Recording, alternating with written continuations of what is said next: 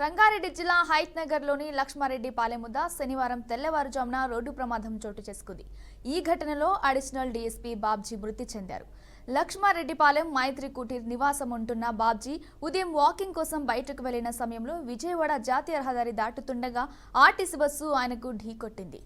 ఈ ప్రమాదంలో డీఎస్పీ అక్కడికక్కడే మృతి చెందారు. పోలీసులు ఈ ఘటనపై కేసు నమోదు చేసి దర్యాప్తు చేపట్టారు.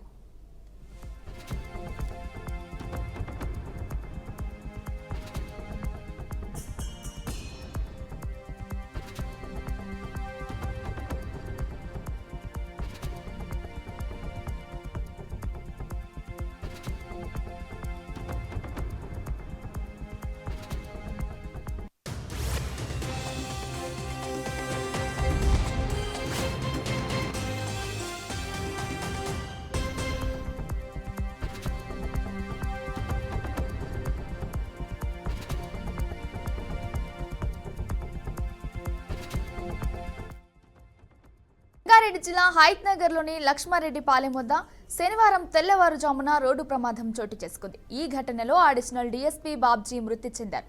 లక్ష్మారెడ్డిపాలెం మైత్రి కుటీర్ నివాసంలో ఉంటున్న బాబ్జీ ఉదయం వాకింగ్ కోసం బయటకు వెళ్లిన సమయంలో విజయవాడ జాతీయ రహదారి దాటుతుండగా ఆర్టీసీ బస్సు ఆయనను ఢీకొట్టింది. ఈ ప్రమాదంలో డీఎస్పీ అక్కడికక్కడే మృతి చెందారు.